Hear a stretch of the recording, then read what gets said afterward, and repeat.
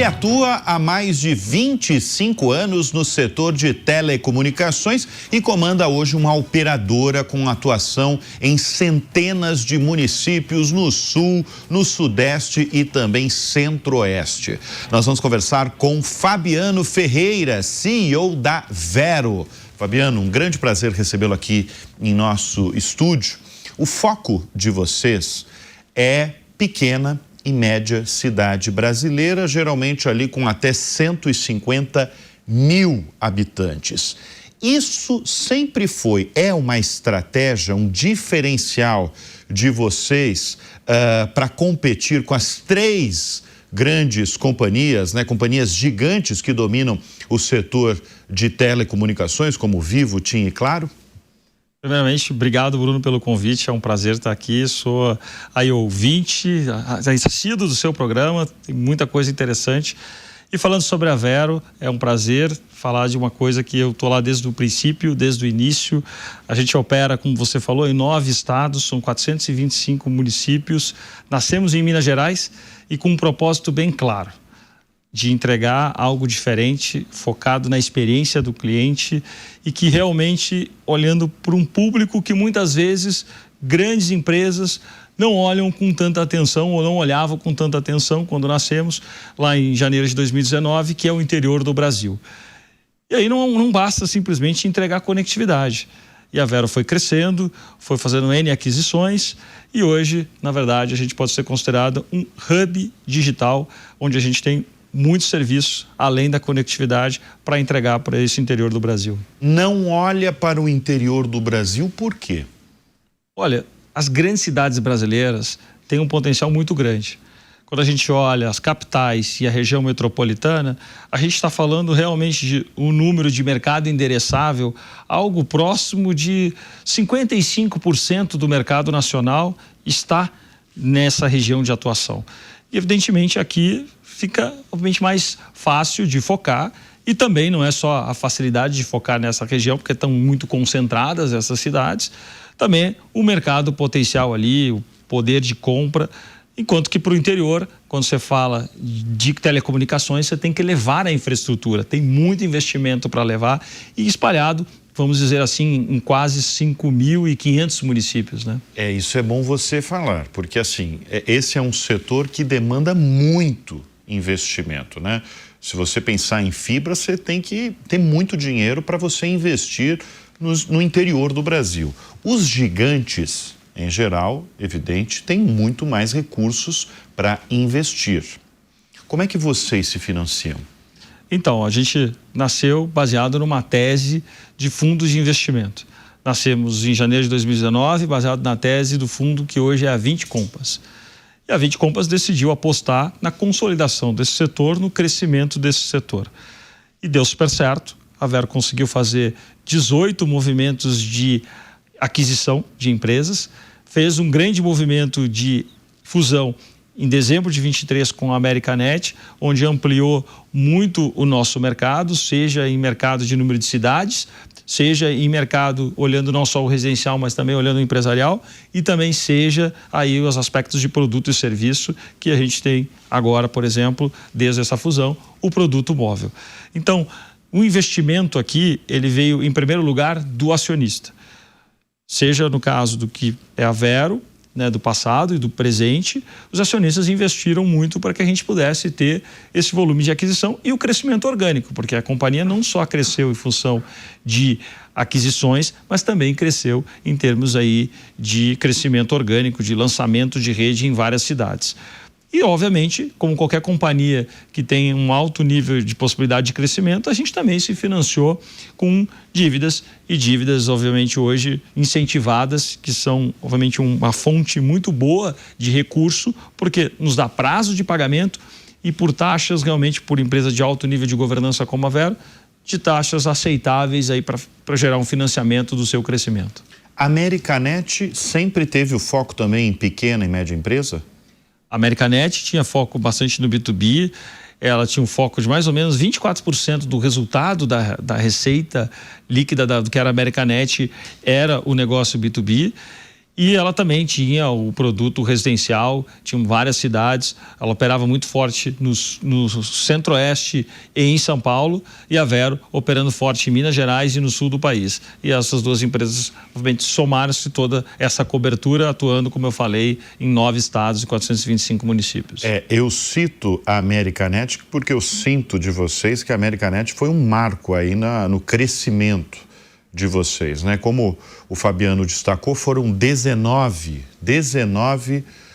fusões e aquisições ao longo do caminho, e sobretudo em dezembro de 2023, com a fusão da Americanet, eu fico imaginando sobre unificar, Fabiano, e aglutinar a cultura de tanta empresa. Porque esse é um tema recorrente aqui no Show Business, sobre a cultura de uma companhia. Se a gente pegar as grandes companhias no planeta, né, as empresas de tecnologia, a Amazon, a Apple, o Google, você tem ali culturas extremamente fortes, que inclusive o cliente consegue identificar de longe. A gente recebeu edições passadas aqui no Show Business o ACO da Apple e da Amazon no Brasil, o Alex Sapiro, e ele conseguiu identificar ali muito rapidamente a cultura de cada uma das empresas. Como é que foi no seu caso, Fabiano, reunir, unificar, aglutinar tantas culturas diferentes de empresas que vocês foram incorporando para uma nova companhia? Vou chamar uma nova companhia, que é o caso de vocês. Sim, excelente ponto, Bruno. Eu diria que é o mais importante de todo esse projeto, como Vero. E eu, desde o princípio, identifiquei que isso seria algo bastante desafiador. E não tinha como fazer de outra forma, a não ser ter ajuda externa. E uma das primeiras coisas que eu fiz quando fui contratado para liderar esse projeto foi cuidar da parte de marca e cultura. Você falou muito bem da cultura, mas também ela é traduzida através da identidade visual, do nome da empresa. Então, tudo isso tinha que ser criado, porque a gente estava num processo de fazer... do zero, né? Exatamente. Então, aqui tivemos uma chance enorme de fazer alguma coisa super diferente do que havia até então sendo feito por várias empresas, e algo que podia transformar realmente aí o setor voltado para o lado cultural. Então, lá em janeiro de 2019, a gente começou fortemente esse trabalho. E a marca, por exemplo, Vero, e a cultura Vero, ela foi sendo construída. Em abril a gente lançou essa cultura como deveria ser, a marca Vero como deveria ser. Então a gente nasceu, não tinha um nome, eram várias empresas, eram vários nomes diferentes, né, para você ter uma ideia lá naquele princípio. E aí essa empresa que nos ajudou, essa consultoria, nos ajudou a criar tudo isso. E foi muito interessante esse trabalho, e foi um grande trabalho, que provavelmente o mais importante que eu comecei a fazer, que foi reunir acionista, funcionário, fundo de investimento, cliente, né? Então, assim, diretoria, todo mundo participou desse movimento de criação dessa cultura. Então, a gente saiu com uma cultura muito forte e que todo mundo se sentiu presente nela, porque participou desse processo de criação dessa cultura. Então, esse foi um primeiro grande movimento, eu posso dizer, quando nasceu a empresa. Então, nasceu com o pé direito porque a gente colocou, vamos dizer assim, uma pitada de cada pessoa, né, que estava participando desse processo. Foram inúmeras pessoas e a gente conseguiu chegar aí no que foi a cultura que iniciou a companhia. Só que logo depois, anos depois, começaram a haver N outras aquisições. Naturalmente, o processo teria que ser reiniciado, mas com uma empresa com uma cultura já formada. E aí, evidentemente, o que a gente começava a fazer nos primeiros dias aí de avaliação dessa empresa adquirida era entender como é que estava a cultura dessa empresa. E, ao mesmo tempo, levando o que era a cultura da Vero. Então, vou te dar uma... Todas essas aquisições, elas tinham... Todas essas empresas que vocês foram adquirindo ao longo do tempo, elas tinham culturas bem definidas ou algumas não? São empresas que eram administradas por empreendedores. Então, por pessoas que acreditaram muito nesse negócio e lançaram.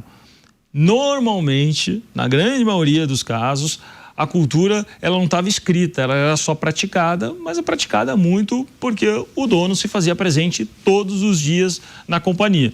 estava numa cidade principal, né? E ele fazia presente em todas as cidades ali. Então, de uma maneira diferente do que, evidentemente, a gente criou, né? De colocar isso em prática, de premiar as melhores práticas. Então, desde então, a gente premia quem melhor pratica o valor da companhia. Então, aqui a premiação, a exposição positiva, como a gente diz, de quem está praticando o que a gente imagina que é o certo e fazer as coisas certas, é muito importante. E a gente pincelou traços culturais, isso é importante destacar, Bruno, vindo de empreendedores. Vou dar um exemplo, de um conceito de empresa pequena, porque é o que eu digo muito no dia a dia para as pessoas. A gente é uma empresa grande hoje, 6º maior grupo do Brasil, em termos de telecomunicações, mas tem que ter o pensamento pequeno. Então, lá nos meados de 2019, quando a gente criou a cultura, tinha um traço que eu lembro muito bem, que era importante para os empreendedores não perder isso, e eu disse, poxa, eu também não quero perder dessa forma, que era o resolver de primeira. Então, que é o quê? Um empreendedor brasileiro, que está lá no dia a dia, né, no seu negócio, ele não pode terceirizar a solução, ele não pode demorar para resolver uma questão, ele tem que resolver. E resolver de primeira e resolver bem feito. Porque, evidentemente, no dia seguinte tem outras demandas. Então, esse é o tipo de cultura que a gente nasceu, de dizer, vamos resolver de primeiro. E, evidente, o grande movimento, como você falou, foi fazer a fusão em dezembro de 23, e aí, novamente, nós trouxemos a ajuda do lado cultural. Não tivemos nenhuma vergonha, e eu falei muito isso, precisamos de ajuda. Porque duas empresas que eram um volume bastante significativo de pessoas e clientes, e a gente precisava criar uma única cultura, que era o que era a Vero antes e o que é a Americanet. E, novamente, fizemos o trabalho de cultura. E mudaram os valores da companhia. O nome da Vero permaneceu, mas o que a gente costuma dizer é que é uma nova Vero.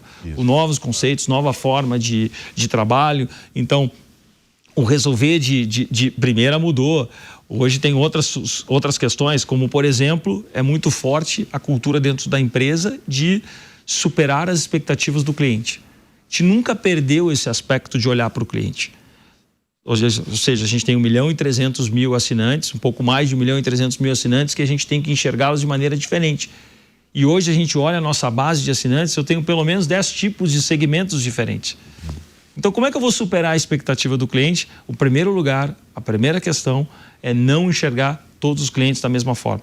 Isso parece básico, mas eu vou te dizer que eu olho muito por aí e eu vejo que isso não é tão praticado pelas empresas. Mas você está focando no cliente, você está focando de maneira muito correta a questão do cliente, porque você está num setor em que tem muitas queixas, né? Se tiver algum problema de banda larga, se tiver qualquer outra coisa, o cara vai ligar para você, o cliente vai saber o nome da empresa e vai muitas vezes recorrer de maneira furiosa.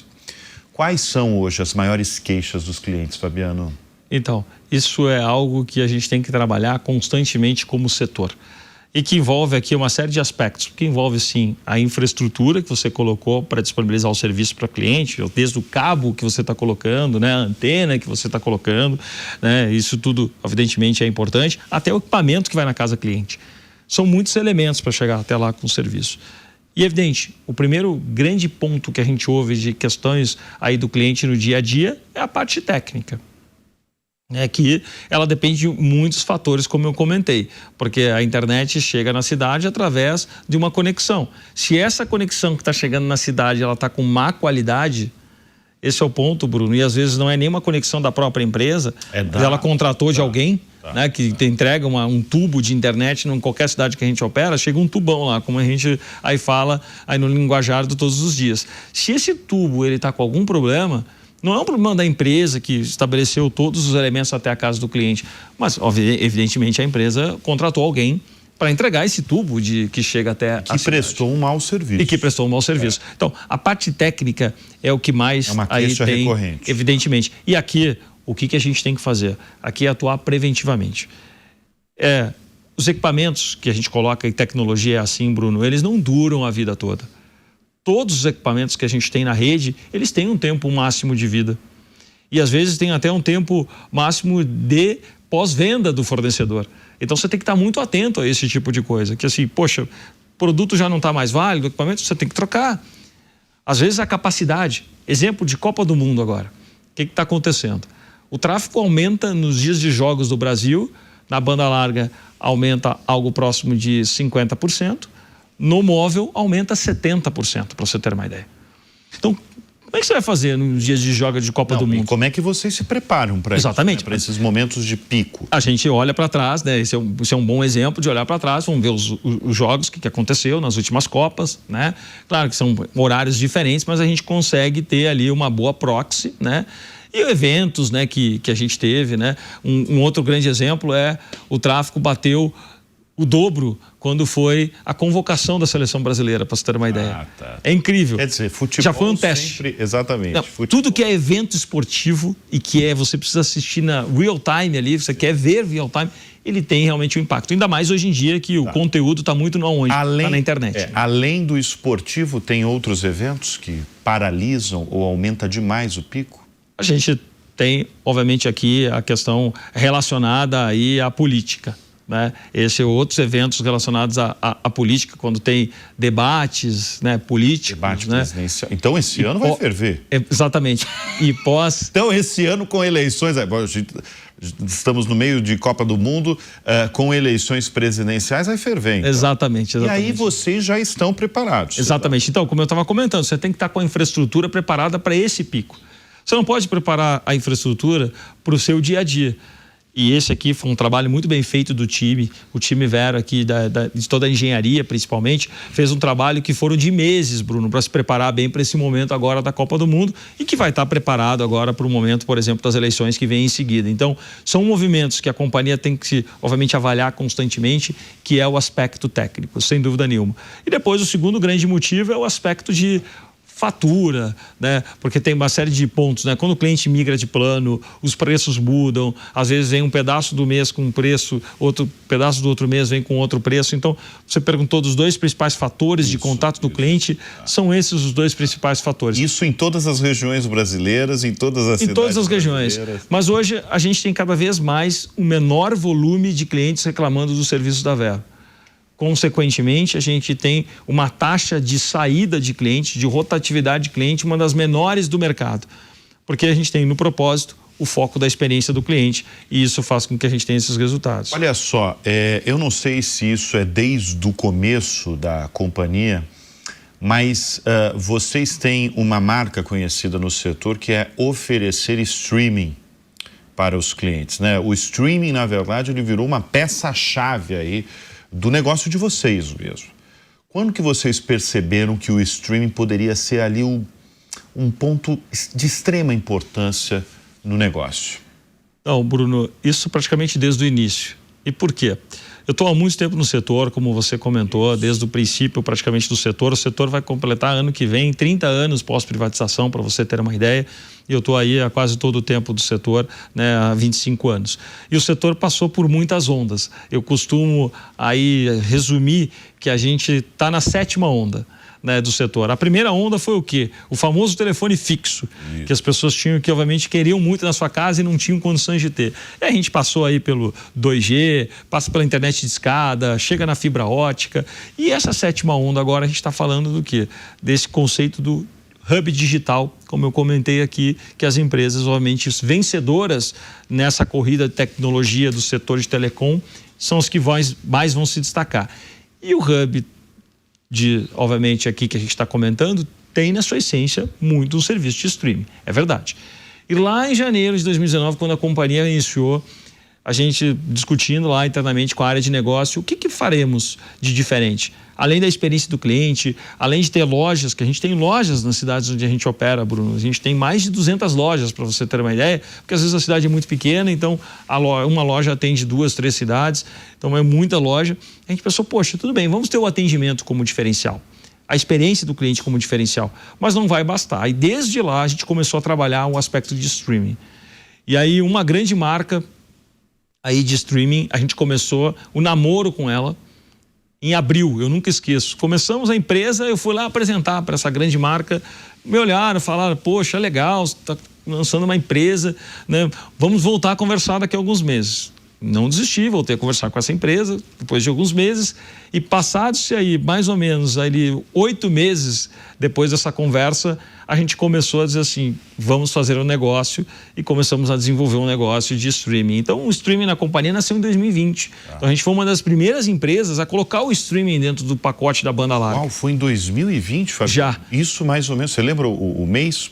Foi o mês de setembro que a gente começou. Tá, porque, setembro que a gente começou. Eu lembrei do início da pandemia. Sim. E depois de setembro de 2020 que teve a explosão do acesso do streaming no mundo todo. É isso, né? É isso mesmo. E a gente obviamente vinha nessa negociação porque não é simplesmente você assinar um contrato e dar tudo certo. Tem toda uma questão de integração de rede, de empresas, né, para você vender esses streamings. E de lá para cá, a gente hoje é uma empresa que é muito reconhecida disso. A gente já tem, para você ter uma ideia, 38% da nossa base, Bruno, já tem um serviço de streaming pelo menos. E a gente tem hoje mais ou menos 5% da base que tem 2 ou mais streaming, para você ter uma ideia já com a Vero. Isso é seu hub digital. O cliente, obviamente hoje, ele tem que assinar vários streamings. Imagina que ele tem que receber várias faturas, tem várias assinaturas. Então, quando ele faz essa transição para uma empresa como a Vero, esse conceito de hub digital, ele vai ter um único atendimento, uma única assinatura e a grande maioria das vezes ele tem uma vantagem, sim, de precificação, porque a Vero fez uma parceria, um desenvolvimento de uma parceria obviamente, de longo prazo. A gente nunca pensa em desenvolver alguma coisa com uma empresa de streaming de meses. É sempre de anos que a gente discute essa parceria e, evidentemente, traduz uma vantagem para o consumidor, no final das contas, que é com uma vantagem de preço. E o cliente consegue hoje comprar, então, um streaming da Vero mais em conta junto com a banda larga do que quando ele olhar esse streaming standalone. E é um chamariz extraordinário aí para vocês. Sem dúvida.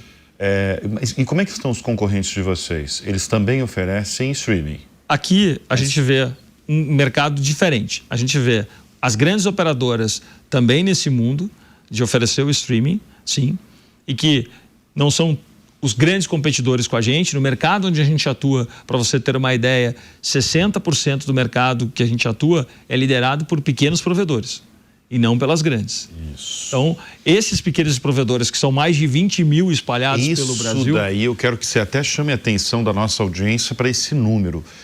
Esse setor de telecomunicações são quantos operadores no Brasil? Hoje, aproximadamente 20 mil, para você ter uma ideia, espalhados em 5.500 municípios, aproximadamente. Quer dizer, a gente conhece uns 6, 8 de cabeça, né? Exatamente. Você vê ali os 3 que eu falei, tem vocês, tem mais umas 2 marcas que são conhecidas, né, nacionalmente. Mas tem 20 mil? Sim. Quem são esses 20 mil operadores, Fabiano? Bom, primeiro que isso aconteceu pela oportunidade que a Anatel permitiu de, obviamente, ter a concessão de uma licença, simplesmente uma licença que você poderia adquirir na Anatel por um preço que é super módico hoje, e você começar uma operação de telecom. Então, essa abertura do Programa Geral de Metas de Competição que a Anatel fez há muitos anos atrás, para você ter uma ideia, permitiu essa entrada de empreendedores que tinham outros negócios, alguns deles, para você ter uma ideia, empreendedores que tinham lojas de informática. Tá. Porque basta ter o quê para ser um operador de telecomunicações? Uma licença da Anatel. Só uma licença? Isso. E, obviamente, mas para a Anatel você precisa falar o quê? Você precisa ir lá solicitar uma licença, tem uma taxa que é um valor muito aí baixo e você pode começar a operar. Evidentemente, você tem algumas exigências que a Anatel coloca de envio de informações e tudo. Então, você tem que, obviamente, cumprir alguns aspectos regulamentares, que a Anatel deixa bem claro, e, evidentemente, você precisa implantar sua rede, né? Se você não tiver uma rede de telecom, você vai ter dificuldade. Você precisa, obviamente, investir nisso, né? Colocar rede, e a rede significa você vai montar uma central ali da cidade, você vai montar uma central, um mini data center, como a gente diz, para atender os clientes de uma cidade. Depois você vai ter que pedir autorização para uma empresa de energia, de concessionárias de energia, para acessar os postes, porque a distribuição do cabo de fibra ótica pela cidade é feita pelos postes. E aí você precisa autorização da companhia de energia elétrica e também pagar o uso desses postes. E aí, evidentemente, você consegue começar a operar. Então, tem, obviamente, toda uma jornada. Os maiores empreendedores aqui que eu conheço, a grande maioria, são pessoas que vieram da área técnica, Bruno. Então, conheci-o tecnicamente, né? Esse tipo de... Você falou até dono de loja de informática. Loja de informática, mas tem aqui desde ex-instaladores, né? Evidentemente que começaram aí, obviamente, isso. Tem ex-engenheiros que, obviamente, entendiam bem aí da tecnologia. Então, tem todo tipo de empreendedor que viu oportunidade, né? E disse, poxa, deixa eu investir aqui nesse setor. E transformou o setor da forma como a gente está vendo hoje pelo Brasil, de ter muitas pequenas empresas trabalhando no setor em todas as 5.500 cidades que o Brasil aí tem. Hoje, dificilmente tem alguma cidade que não tenha conexão de fibra ótica, para você entender, Bruno. Acho que não existe, eu não conheço, em todas as informações que eu tenho aí já do setor, alguma cidade que não tenha fibra ótica. Então, o Brasil já está coberto por fibra ótica e, muitas vezes, várias cidades com mais de 6 players competindo ali pelo mercado com a fibra ótica. Como eu falei, o Fabiano tem mais de 25 anos de setor de telecomunicações, passou por várias grandes companhias, né? A maior parte do tempo na GVT, né? Teve uma passagem na Vivo, foi vice-presidente da TIM por um período. Quer dizer, você teve contato aí com as gigantes, né? A ponto de você chegar à vice-presidência de uma das companhias gigantes aí do setor. O que você pegou dessa experiência nas gigantes e adaptou para o negócio hoje que você está? Ótimo.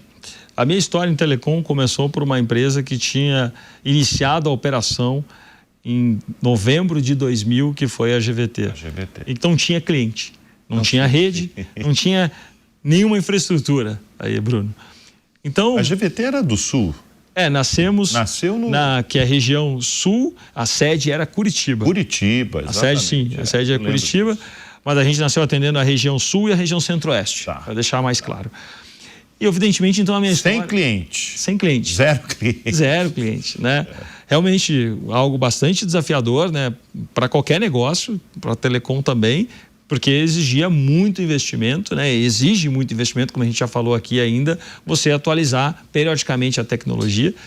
E, evidentemente, eu vi um cenário de uma empresa saindo do zero. Não, foi uma escola para você, né? E a gente chegou a bater, por exemplo, 3.200.000 assinantes, né, de banda larga, para você ter uma ideia. E foram aí aproximadamente 15 anos para fazer esse resultado. Foi tremendo, foi um resultado só de crescimento orgânico, mas ali foi uma escola como negócio, olhando para essa perspectiva. Então, era uma empresa gigante que faturava quase 5 bilhões de reais, aproximadamente, a GVT, quando ela foi adquirida pela Vivo, mas uma empresa, evidentemente, saindo de uma maneira de crescimento orgânico e não de um crescimento de M&A. E aí fui trabalhar em gigantes, como você mesmo comentou, e aí uma experiência fenomenal, extraordinária.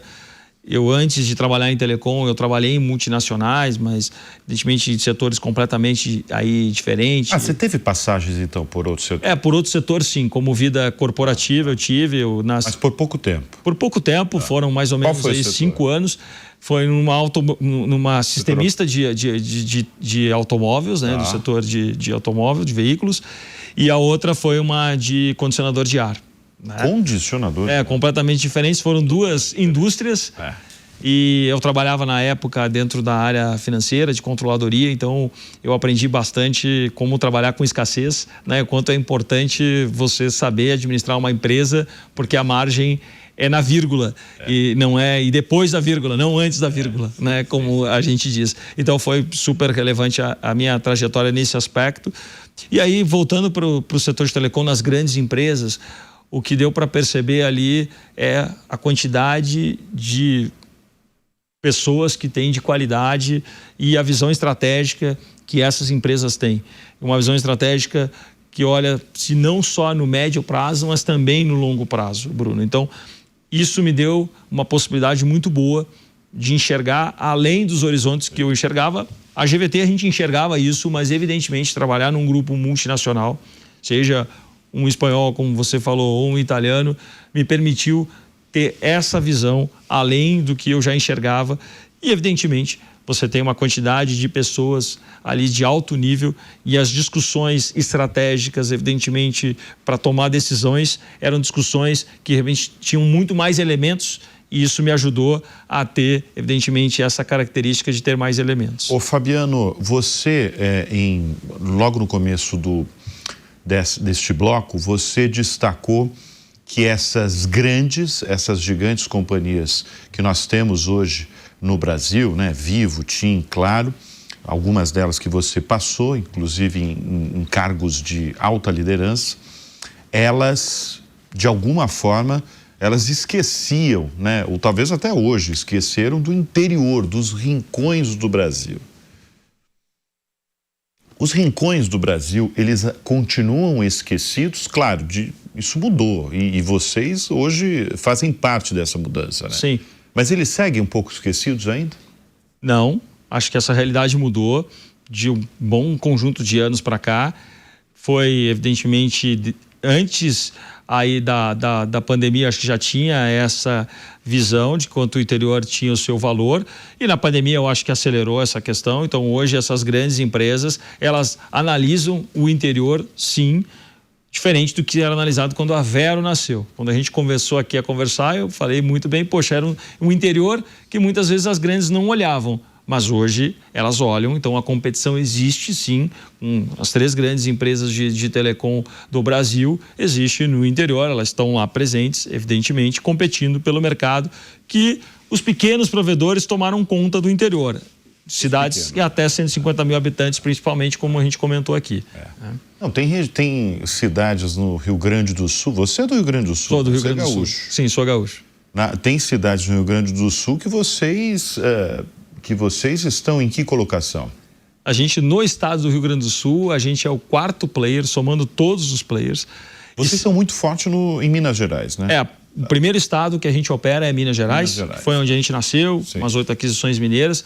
Depois é São Paulo, com todo o trabalho que foi feito aí pela Americanet. Depois a gente vai para o Rio Grande do Sul, depois a gente vai para Santa Catarina, Distrito Federal, Goiás e Mato Grosso do Sul. São os principais estados que a gente opera. Temos operação também no Paraná, mas um volume menor do que os outros estados que eu comentei aqui. Então, quando a gente olhava isso, a gente dizia, poxa, tem uma oportunidade excelente, por isso que a empresa foi explorar esse tipo de mercado. Ô Fabiano, você que está desde o início da companhia, né, uma companhia que é focada desde o primórdio em pequenas e médias cidades brasileiras, eu acho que você é quase uma testemunha aí de como funcionam essas cidades brasileiras, né? Você falou também da GVT, quando não tinha nenhum cliente, tudo bem que trabalhava numa capital, né? Curitiba, no Paraná. Mas você, eu imagino, Fabiano, que deve dar muitas andanças desde 2019 por esse Brasilzão.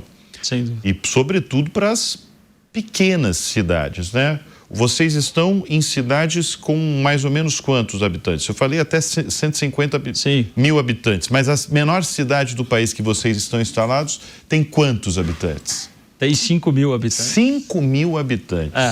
Que é uma cidade aqui do interior de... Fala um pouquinho para a nossa audiência, como é que são essas cidades pequenas, essas cidades médias brasileiras que muitas vezes são esquecidas, né? São esquecidas, inclusive por um setor. Sim. No caso do setor de telecom, hoje a gente pode dizer que as cidades pequenas e médias, né, falando em 2026 agora, elas são muito bem atendidas. Essa realidade lá em 2019 não era bem assim. Acho que mudou muito nesses 7 anos e meio essa realidade. E eu acho que quando a gente vê estudos, Bruno, de levar a infraestrutura de telecom, principalmente a fibra ótica, para uma cidade, o que se comprova por vários estudos que a gente já viu é que o PIB daquele município ele tem um impacto de 1 a 5% de crescimento. Fantástico, né? Porque o que a gente está levando quando está levando a infraestrutura? É possibilidade de criação e geração de negócios. Né? Por exemplo, né, a gente fala do ensino à distância. Antes as pessoas elas precisavam se deslocar para os grandes centros ou para os médios centros do Brasil para poder estudar, para poder se desenvolver uma graduação, um curso técnico. Agora não mais. Né? Por quê? Porque você tendo a infraestrutura da internet, e principalmente no momento da pandemia ajudou aí muito a todos os setores, o treinamento e o EAD, né, o ensino à distância no Brasil, ele explodiu com toda essa questão aí que aconteceu durante a pandemia. E por que isso aconteceu? Porque havia uma conectividade lá para aquela cidade e que a pessoa que tinha que sair da cidade para estudar e talvez depois voltar para fazer, evidentemente, para empreender, fazer o seu negócio, ela não precisa mais fazer isso. Então a renda, inclusive, fica girando na cidade, porque a pessoa pode, inclusive, trabalhar naquela cidade onde ela já está, né, fazer negócio naquela cidade. Então isso é um exemplo. Assim como a gente vê hubs tecnológicos surgindo em várias dessas cidades pequenas e médias que eram algo no Brasil de 8 anos atrás, aproximadamente, mérito de cidades médias grandes. Agora não, na cidade pequena, quando a gente vai visitar, é muito comum lá na associação comercial falar, moço, nosso hub tecnológico aqui, vem visitar, Fabiano, olha o que aconteceu, olha quantos desenvolvimentos de novos negócios, né, estão nascendo naquela cidade, porque a gente levou essa infraestrutura. Então a gente, e obviamente todos os provedores do país, fizeram um trabalho fantástico que ajudou na geração de renda para aquela cidade e no crescimento do próprio município. Ô, Fabiano, em 2021, setembro de 2021, vocês tentaram abrir capital na Bolsa Brasileira, né? Ainda vem um IPO pela frente? Olha, esse foi um sonho, né, que a gente realmente trabalhou intensamente e que, infelizmente, a gente não conseguiu abrir esse capital por uma questão aí muito mais macroeconômica do que da companhia, evidentemente. Mas a gente, naquele momento, tomou a decisão de continuar tendo o registro de companhia aberta. O que isso significa na prática, Bruno? Então, a gente tem a governança de uma empresa que tem o capital negociado em bolsa, mas a gente não tem o capital negociado em bolsa. Ou seja, a Vero divulga trimestralmente os seus resultados auditados. Se você entrar no site de RI da Vero, você vai ver... Auditados por auditores independentes? Sim, por auditor independente, por empresa de primeiríssima linha de auditoria. Sempre desde o início foi assim, sempre de empresas de primeiríssima linha de auditoria, mas a gente não divulgava até setembro de 21. Porque daí a gente tem lá o nosso site de RI, você vai ver todas as demonstrações financeiras da companhia desde o terceiro trimestre de 2021, estão lá presentes, porque a gente decidiu fazer isso, para dar visibilidade do que a companhia está fazendo. Então, trimestralmente, eu faço reuniões, sim, com analistas que analisam balanços, né, do mercado de telecom, mesmo que eles não escrevam sobre uma empresa que não tenha negociação em bolsa. A gente conversa com prospects de investidores, né? A gente conversa, sim, com debenturistas que são investidores de uma maneira indireta na companhia, porque a Vero emitiu bastante debênture. Então, a gente tem um relacionamento com o mercado muito presente. Só que não tem, evidentemente, ainda a negociação em bolsa, que isso aqui depende de uma série de fatores, principalmente macroeconômicos, para ter uma janela e, quem sabe, a gente aproveitar. Com todo esse contato que você acabou de falar que tem, né, com investidor, como é que anda o humor de todas essas pessoas, sobretudo dos investidores, em relação à economia brasileira?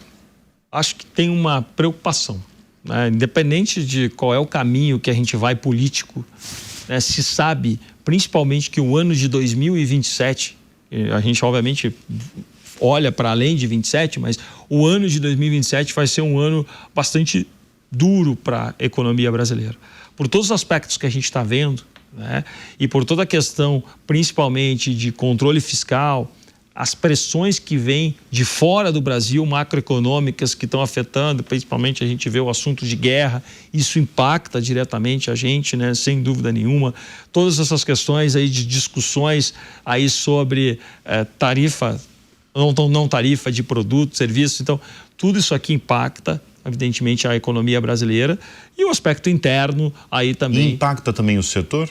Impacta o setor. O setor é menos impactado porque, vamos dizer, é um produto de necessidade básica. A gente costuma dizer que para uma casa e para um negócio funcionar, ele tem que ter água, energia elétrica e telecomunicações, Bruno. Não é só a casa, mas é também um negócio. Se você não tem esses 3 ingredientes, você não vai conseguir funcionar o negócio. Evidentemente que a gente está numa cadeia em que, por exemplo, o índice de inadimplência, ele demora muito para acontecer, ele não é tão impactante quanto acontece em vários setores. Por quê? Porque a pessoa, por exemplo, ela usa a internet hoje para se divertir, a gente falava muito dos streamings. Então, o entretenimento de várias famílias brasileiras, às vezes passa a ser o quê? O streaming. o conteúdo que ela pode assistir no YouTube e assim por diante. Então, quem está provendo isso é um provedor de internet e que acaba ajudando eles, obviamente, a ter uma vida... Desculpa, eu interrompi, você ia falar também de questões internas. Internas, né? Você está falando de economia, macroeconomia e as questões internas. As questões internas do setor, é evidente que tem impacto aqui vindo pelo dólar, tem impacto de mudança e atualização de tecnologia. Então, há uma preocupação também com o setor de que a empresa está preparada para tudo isso, né? Então, aqui a Vero vem se preparando ao longo do tempo. Aqui não tem um Big Bang de desligar uma tecnologia e ligar a outra. A gente vem atualizando a nossa tecnologia aí periodicamente. Um grande exemplo, a gente tem a operação do serviço móvel. A gente atualizou a nossa plataforma que gerencia todo o nosso serviço móvel agora em agosto do ano passado, está completando um ano. Uma plataforma com versão 2026, para você ter uma ideia. É o que há de mais moderno. As melhores operadoras do Brasil, do mundo, utilizam a mesma plataforma que a Vero acabou de atualizar e, evidentemente, tem os seus upgrades aqui em diante. Então, quem não está fazendo isso, e empresas que, evidentemente, têm uma dificuldade financeira, elas estão com dificuldade de investir no setor, a conta chega e, evidentemente, acaba gerando impacto dentro da empresa em termos de crescimento, né? Muito bem, nós estamos conversando nesta edição do Show Business com Fabiano Ferreira, CEO da Vero. O Show Business faz uma breve, muito breve pausa e volta em instantes.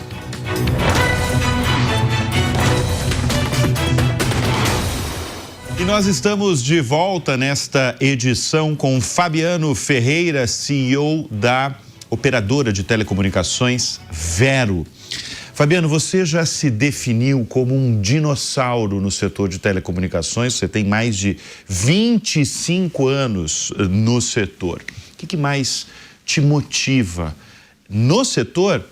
E quando a gente fala do setor, eu vou falar especificamente de tecnologia também, que é uma área que você sempre gostou. É muito legal falar sobre isso, Bruno, porque eu uso esse termo para eu dinossauro. mesmo, e para eu mesmo saber o seguinte: eu não posso ficar parado, senão eu vou ser extinto. Verdade, né? É verdade. Eu acho a realidade, obviamente, que aconteceu com os dinossauros é isso. E ainda mais um setor de tecnologia, né?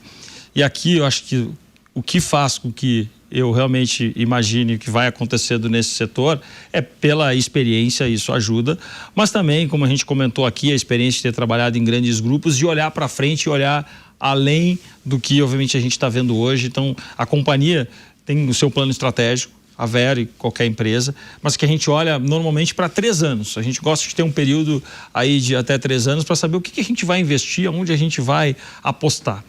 E aí, quando a gente olha para isso, eu acho que tem aqui alguns aspectos importantes da nossa conversa que já apareceu, mas eu quero ressaltar.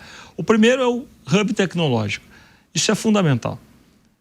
Todo mundo hoje no setor oferece, no setor de banda larga, a conectividade de fibra ótica. O cabo de fibra ótica da Vero é igual a qualquer outra empresa que ela utiliza. Então aqui não vai ter mais diferenciação. Você precisa ter um hub de tecnológico, que é conectar muitos serviços que envolvem a vida digital do cliente, você conectar dentro dessa aí fibra ótica. E isso aqui, evidentemente, cada empresa vai fazendo escolhas. A gente foi fazendo a nossa escolha, por exemplo, de streaming. Tem outras empresas que vão aí fazendo escolhas vinculadas a serviços de educação e assim por diante. E aqui a gente sabe que tem muita coisa por vir. O que já é notório, está no nosso novo portfólio, por exemplo, e que vai ser mais e mais comum para o brasileiro, é o uso de inteligência artificial. Exato. Então, hoje é muito comum o brasileiro, pelo menos, estar com 35%, pela estatística que a gente viu, assinando um serviço de inteligência artificial. E é um serviço recorrente, né, Bruno? Que você paga uma mensalidade também. Então, agora, por exemplo, o serviço da Vero, que a gente acabou de lançar, já tem serviços de inteligência artificial incluso, uma mensalidade. Então, esse é o exemplo do hub digital. Isso. Que você tem que conectar muito. É algo, você está falando do setor de telecomunicações, mas outros setores têm essa mesma ambição que você está falando. Sem dúvida. Né? Que é concentrar, que na verdade é o sonho das grandes empresas de variados setores, de você concentrar a vida digital do seu cliente. É isso mesmo. Né? O que acontece aqui, né? A gente tem uma vantagem competitiva como setor. Eu estou na casa do cliente, eu estou no negócio do cliente. E que, claro, tem várias empresas que estão também com isso, mas a gente já tem um serviço que é de uso recorrente. que é de contato recorrente. A gente falava aqui, poxa, é um setor que tem bastante reclamação, Fabiano. É verdade, mas que tem diminuído ao longo do tempo. Então aqui, para você ter esse hub digital, é fundamental você ter qualidade de serviço na conectividade. Porque senão não adianta você ter as melhores parcerias, os melhores serviços, que isso não vai gerar negócio. Acho que o segundo movimento aqui, que eu acho que é importante, a gente comentou também do setor, é olhar a consolidação, Bruno. Isso vai acontecer, isso faz parte. É um tema que a gente debateu aí, exatamente, né? Mais fala no setor, né? Da consolidação. Afinal, a gente tem 20 mil operadores. Exatamente. Né? Então, isso, evidente, conectado com o primeiro ponto de ser um hub, nem todos vão conseguir ser o hub. Evidente, por uma série de características, às vezes o serviço não quer se conectar com empresas menores e assim por diante, né? E a consolidação vai acontecer naturalmente pela questão do setor, e é natural, normal que muitas empresas vão querendo serem maiores também, né? E evidentemente tem todo o movimento das empresas que já são médias, grandes e assim por diante.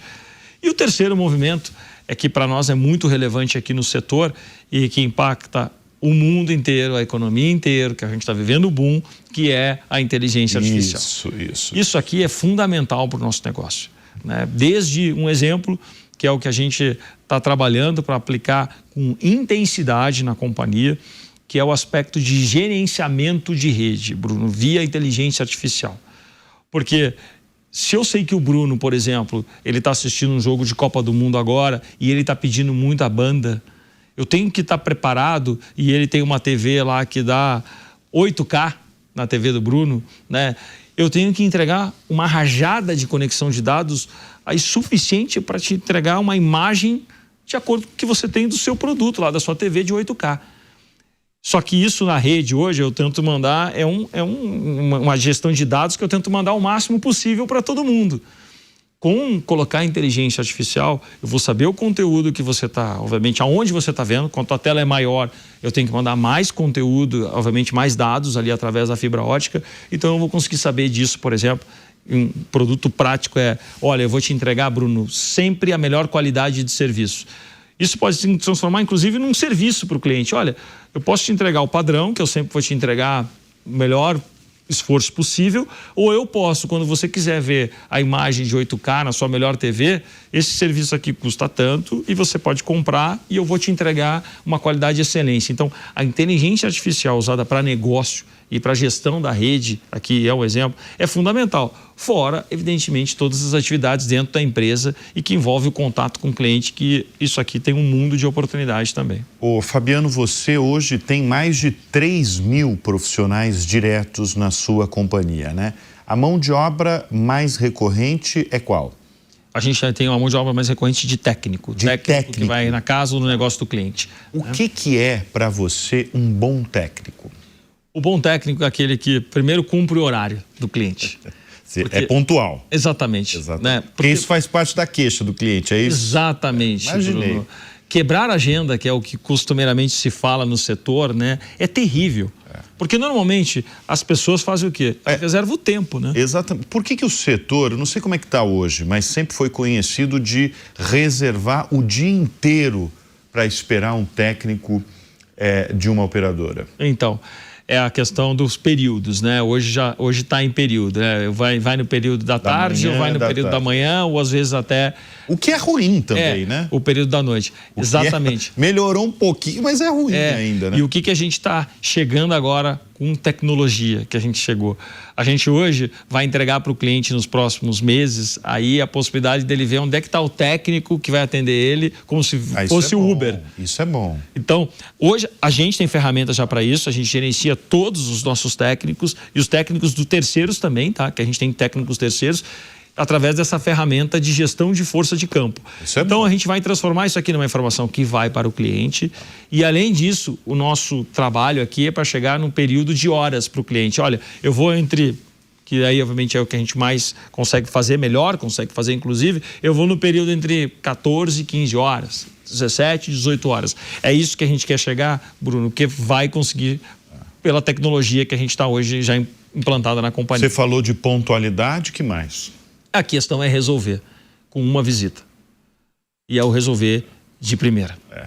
Aqui isso é importante, né? Você está falando coisas básicas, mas que são fundamentais, né? Mas, Bruno, não Acho que todo mundo já viveu problema com um técnico ou com uma operadora de telecomunicações no Brasil, né? Você sabe disso. Marca vai, mas vai e não resolve, não adianta. Exato. Então não adianta, qualquer um dos dois são problemas. Então, esses dois pontos são determinantes. E aí é evidente, para você descobrir às vezes o problema do cliente, às vezes não está na casa dele, Bruno.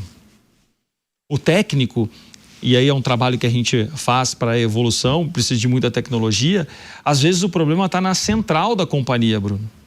Que é um ponto central que tem em cada cidade a gente tem uma central, como se imaginasse aí, né, os grandes equipamentos que fornecem os serviços de internet para os clientes.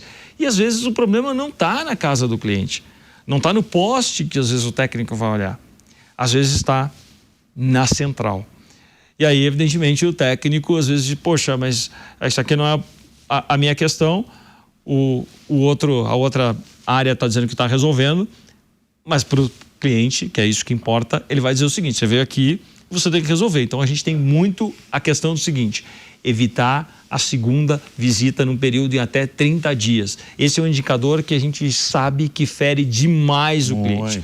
Então esse é um indicador que a gente mede na vírgula para saber o seguinte, se eu tive 5%, que é um número aí aqui relevante, 5% de novas visitas, uma segunda visita em até 30 dias é terrível. É terrível. Porque como você falou, a internet, a conectividade hoje é o básico da vida de qualquer pessoa. A pessoa com minutos fora do ar, ela acha que são horas. Exato. Horas fora do ar, ela acha que são dias. Dias fora do ar, ela acha que são meses. Exato. Essa é a realidade aí do mundo que a gente vive de conectado. Você precisa estar conectado. Exato. E tem um detalhe, né? Tem muita competição. Se a gente falha nisso, tudo que eu estou comentando aqui, Bruno, o cliente vai embora. Porque tem várias empresas que estão ali na frente da casa dele, ou na frente do negócio dele, esperando, obviamente, uma oportunidade para ele migrar de operadora, né? Ô, Fabiano, deixa eu fazer uma pergunta clássica aqui no Show Business que eu faço para todos os convidados que passam por esta seleta poltrona. Quem são as suas referências, tanto na vida quanto no mundo dos negócios? Olha, Bruno, eu aprendo muito todos os dias. Eu gosto muito de ler sobre negócios, sobre histórias de sucesso. E eu tenho muitas referências, né, que eu posso te dizer. Mas, para deixar bem claro, todas elas estão vinculadas a alguns aspectos, né? E eu vou citar alguns nomes aqui, sim, para não fugir da questão. Aspectos de propósito é muito importante. Então, qual é o seu propósito? Então, gente com propósito, que nem eu tenho lá e tento transmitir isso todos os dias para a equipe Vero. Qual é o meu propósito? Exatamente o que a gente está fazendo lá, que é liderar a revolução na experiência do cliente, indo além da conexão. Esse é o meu propósito. É por isso que eu estou lá todos os dias e eu trabalho para o cliente para isso. Então, é por isso que eu estou na empresa que não tinha nada, como a gente falou, saiu do zero, por esse propósito. É isso que me move. Então, tem que ter um propósito, né? Então, gente que não tem propósito e que não deixa isso claro, fica difícil de eu admirar e de eu respeitar. Outro aspecto importante é disciplina. Ter a disciplina para você fazer exatamente o que você está falando e fazer o que é importante. E não fazer o que talvez seja interessante, né? Você tem que fazer o que é importante para o cliente, importante para o colaborador, importante para a sociedade. A Vero, por exemplo, tenho o maior orgulho de dizer, a gente atende hoje 575 escolas, Bruno, escolas públicas. 180 mil alunos que são impactados por isso, né? A responsabilidade, né? Tem muito a ver com o nosso propósito, mas tem a ver com a disciplina de a gente precisa entregar para a sociedade o que a gente está recebendo. Isso aqui não tem uma contribuição aí que a gente está recebendo, a não ser um investimento na educação, que é algo que eu acredito aí demais. Então, esses dois elementos, além disso, a visão cliente. Eu acho que qualquer pessoa que eu admiro, se ela, obviamente, não tem a visão cliente, eu posso dizer, poxa, mas por que não?